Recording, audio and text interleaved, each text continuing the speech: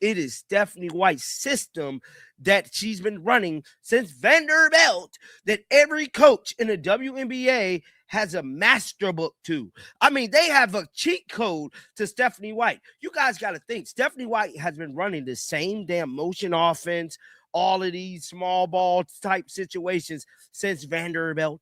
She ran it in Connecticut. She ran it last year, and she's running it pretty much this year, bro. Sometimes she's running a read and react offense. Before the Indiana Fever are back in the spotlight, and this time it centers around what came out of a recent press conference that a lot of people seem to have overlooked. Aliyah Boston stepped up to the mic and made some pointed comments that, on the surface, sounded like general team reflection, but reading between the lines, the criticism was clearly aimed at the coaching staff and the defensive system Stephanie White has been running. The bigger picture concern is hard to ignore. The Fever almost dropped a game to the Connecticut Sun currently, the worst squad in the entire WNBA. Connecticut did manage to pull out the win, but the margin was razor thin, and that alone raises serious questions about where this team is headed. Running a read and react offense, but for the most part, bro, Stephanie White is running the same system. This is the Connecticut Suns 2.0, and I'm telling you, Connecticut had a vault full of all of Stephanie White plays because they knew everything, bro.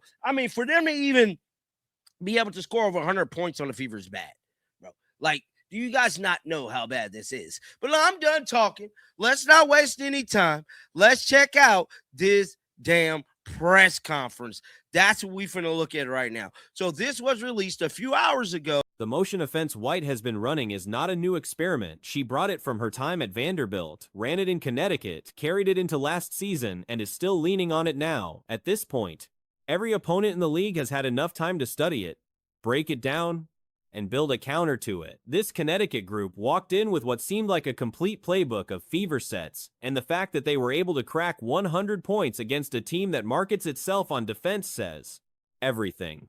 At the press conference, Boston was measured but direct. So this was released a few hours ago, and I listened to a little bit of it. And I say, Aliyah Boston may be on to something. Yeah, I think we're still working on that part, not putting ourselves in that situation, but I'm super proud of us. I mean, closing games, it doesn't always have to be pretty, and I think it just also gives us different things to look at in the film room, but I'm super proud of us the way that we've been able to close those. Have you seen any consistency or common threads between the blown leads over these past few games?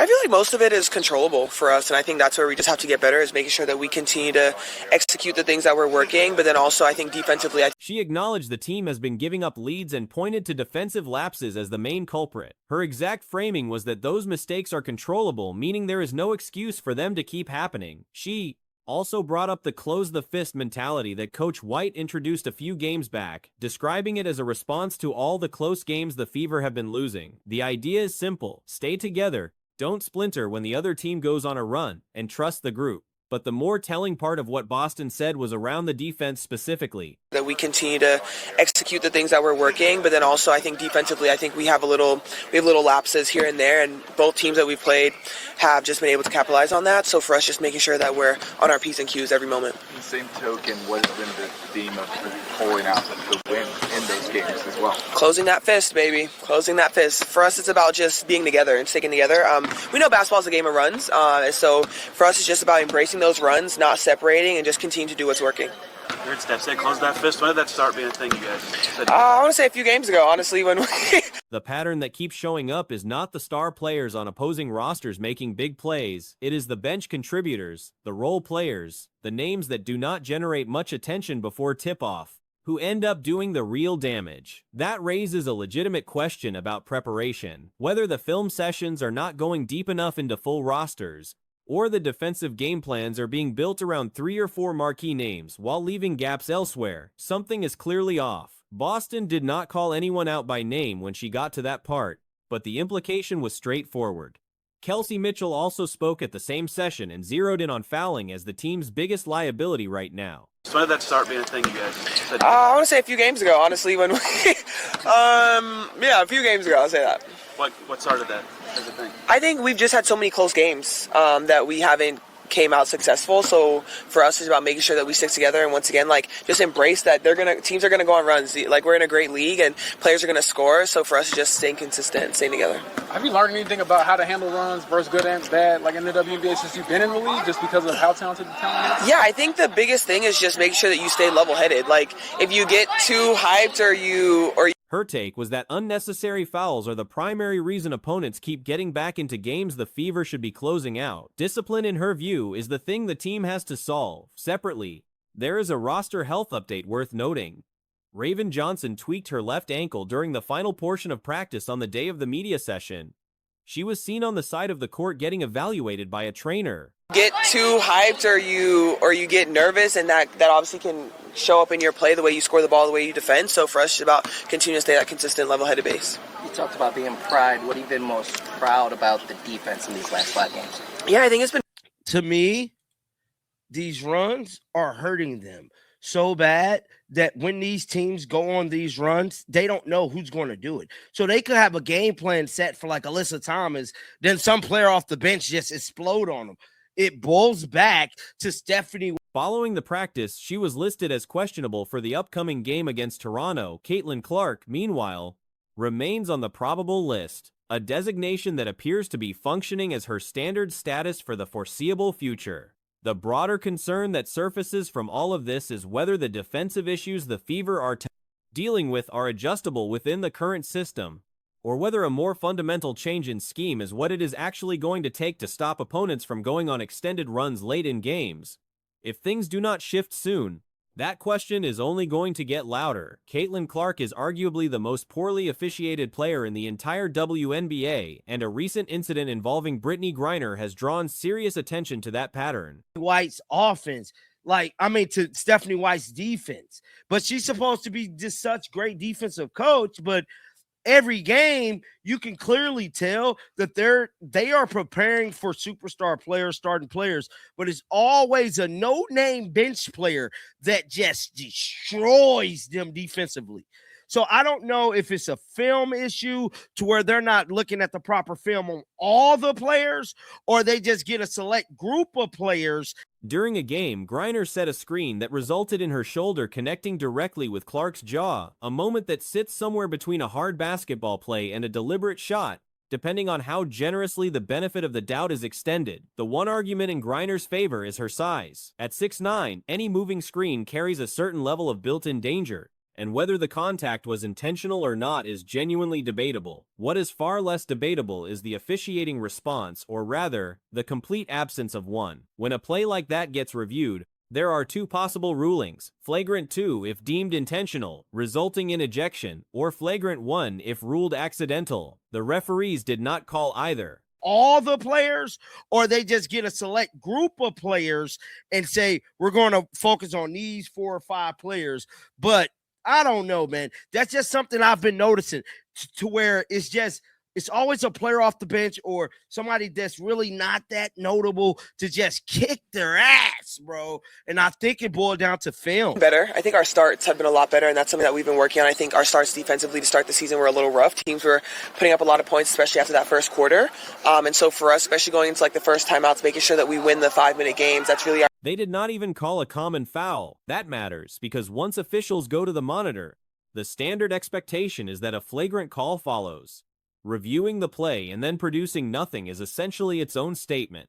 The inconsistency is made even harder to ignore when placed alongside an earlier play-in, which Clark herself received a flagrant foul for dropping her shoulder into a defender's chest during a screen. That call established a clear standard. Drops her shoulder and then turns it in. Like, that is the only benefit of the doubt that you can give, is that Brittany Griner's 6'9", and maybe she didn't try to clock her in the jaw.